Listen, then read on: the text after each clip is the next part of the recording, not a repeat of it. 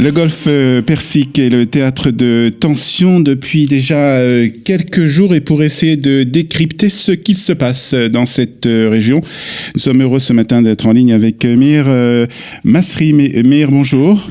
Bonjour. Merci d'être avec nous. Vous êtes professeur à l'Université de Jérusalem. Et on va essayer de comprendre un peu ce qui se passe depuis donc quelques jours dans le golfe Persique. D'abord, on va essayer de rappeler les faits de ces tensions. Ce sont plusieurs, on va dire, événements qui ont créé cette tension, en particulier entre l'Iran et différents pays, et pas seulement des pays qui sont dans le golfe Persique, en fait. Ah oui, tout à fait. Alors, il faut savoir que le bras de fer n'oppose pas le régime terroriste en place à l'Iran à l'administration Trump. Le bras de fer oppose en réalité le régime iranien à l'ensemble de la communauté internationale, puisque les premiers incidents ont eu lieu entre Iraniens et pays du Golfe, l'Arabie Saoudite. Les premiers incidents dans le Golfe Persique ont été constatés par les Saoudiens. Et puis par la suite, il y a eu l'arraisonnement de deux pétroliers, l'un norvégien, l'autre japonais. Les Norvégiens d'ailleurs et les Japonais ont appelé à leur secours la marine américaine dans le Golfe Persique, ce qui souligne l'importance du dispositif sécuritaire américain dans la région, aussi bien pour les Norvégiens que pour les Japonais. Donc c'est une revendication internationale, si j'ose dire, puisque il y a une incapacité de la communauté internationale à faire respecter la convention sur la liberté maritime dans cette région du monde, puisque ce sont des eaux internationales, là, comme nous le savons. Et puis, enfin, dans le sillage des sanctions imposées par les Américains au régime iranien, il y a eu un certain nombre d'incidents qui ont qui ont aggravé la situation encore plus. Raisonnement. Alors, on va revenir sur ces sanctions. Les Anglais. Il faut savoir que les Anglais ont arrêté un bateau iranien dans le détroit de Gibraltar qui était destiné au régime syrien avec des armes. Et pour se venger, les Iraniens ont effectué cet acte qui est un acte de piratage, il faut le dire, en arrêtant un bateau anglais dans le détroit d'Ormuz. Alors, comment expliquez-vous justement ces actes de piratage? Est-ce qu'il s'agit d'une provocation de la part de Téhéran? Ah oui, clairement. Alors, tout d'abord, il faut savoir que ces actes de piratage et puis plus globalement le chantage exercé par Téhéran vise à maintenir aux yeux de l'opinion publique iranienne, mais aussi des alliés de l'Iran dans la région, l'image d'un régime capable de résister et de tenir tête aux grandes puissances.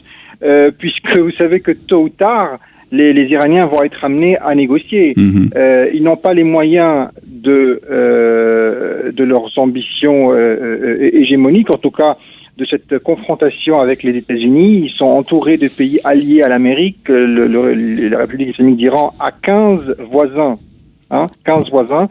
Que ce soit des pays qui entretiennent avec l'Iran une frontière terrestre ou une frontière maritime. Sur ces 15 voisins, combien d'États sont pro-américains? Eh bien 15. Pas 14, mais 15. Les 15 pays voisins, les 15 États limitrophes à la République islamique d'Iran sont des États où il y a des bases militaires américaines, ou si ce n'est pas le cas, sont des États qui ont signé des accords de défense communs avec les Américains. Je pense là à l'ensemble des monarchies du Golfe, à l'Irak, à la Turquie qui est un membre de l'OTAN, au Pakistan où il y a une présence américaine, à l'Afghanistan où il y a des bases militaires américaines, au Sultanat d'Oman et au Turkménistan et à l'Azerbaïdjan. Donc, à partir de là, la marge de manœuvre des Iraniens dans toute confrontation contre les Américains dans la région serait extrêmement limité. Le régime iranien n'a d'autre choix que de négocier. Et d'ailleurs, il l'a annoncé, puisque le président Rouhani a, pour la première fois, il y a une semaine, évoqué la possibilité non seulement de s'asseoir à la table des négociations, mais de renégocier l'accord de 2015, ce qui était complètement exclu par les Iraniens il y a plus d'une semaine, ce qui quand même démontre que le régime recule sur plusieurs lignes de front. Alors évidemment avec des conditions, disons qu'il faudrait de continuer à respecter, de lever les sanctions pendant la négociation. Et ils ont également, pour la première fois également, et c'était dans la même déclaration du président Rouhani, évoqué la possibilité non seulement donc de négocier le dossier nucléaire, donc dans le cadre de ce fameux accord de 2015, l'accord de Vienne, mais de remettre en cause le programme balistique. Donc l'Iran n'a pas d'autre choix que de en fait revenir à la table des négociations, d'après vous?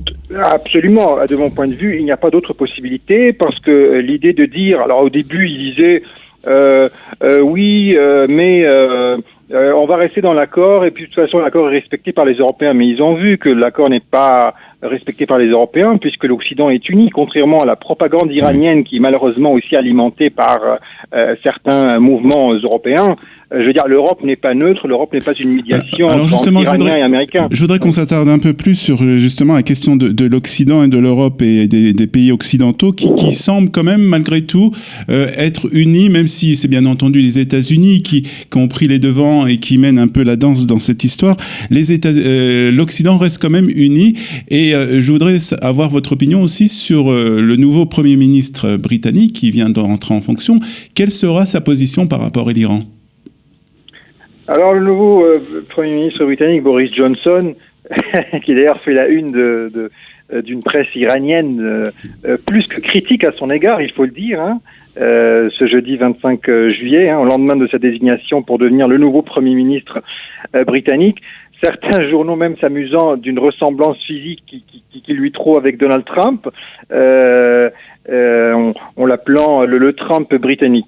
Il est issu de la même famille politique que Theresa May, donc je ne pense pas qu'il va y avoir une grande différence de fond, même s'il est considéré comme un des faucons du parti conservateur britannique. Donc peut-être qu'on pourrait penser qu'il y aura peut-être un durcissement de la part de Londres quant au régime iranien. Mais globalement, moi je pense, et je l'ai dit au tout début de la crise, il n'y a pas de grande différence entre Washington et ses alliés européens. Les trois pays, que ce soit l'Union européenne élargie, qui là pour le coup a des prises de position extrêmement proches de Washington, parce que les pays... une grande majorité des pays d'Europe centrale et orientale sont clairement pro-américains pour ce qui concerne ce dossier. Je pense à la Roumanie, je pense à la Hongrie, je pense à la Pologne et à d'autres pays, à Chypre également. Chypre dont le président a dit que toute menace d'ailleurs contre Israël est une menace aussi contre Chypre. C'est une déclaration tout à fait intéressante pour Israël.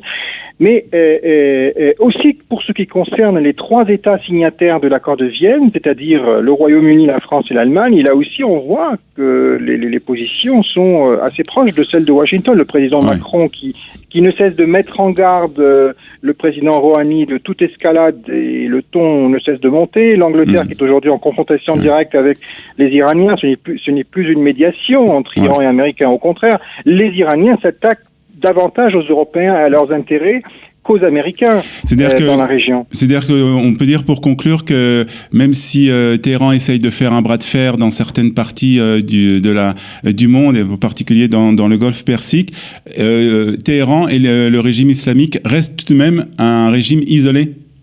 Ah oui, absolument. C'est un régime qui est extrêmement isolé, aussi bien sur le plan international que sur le plan local. Même ses rares alliés, à savoir la Russie, contribuent à son endiguement en Syrie, et d'ailleurs les Russes étaient représentés à Jérusalem lors d'une conférence qui a uni Israéliens, Russes et Américains pour discuter entre autres de l'endiguement du rôle militaire iranien en Syrie. Donc je pense que les Iraniens n'auront pas d'autre option que de retourner à la table des négociations. Nous sommes très très loin du cas de figure irakien en 2003 et avant 2003.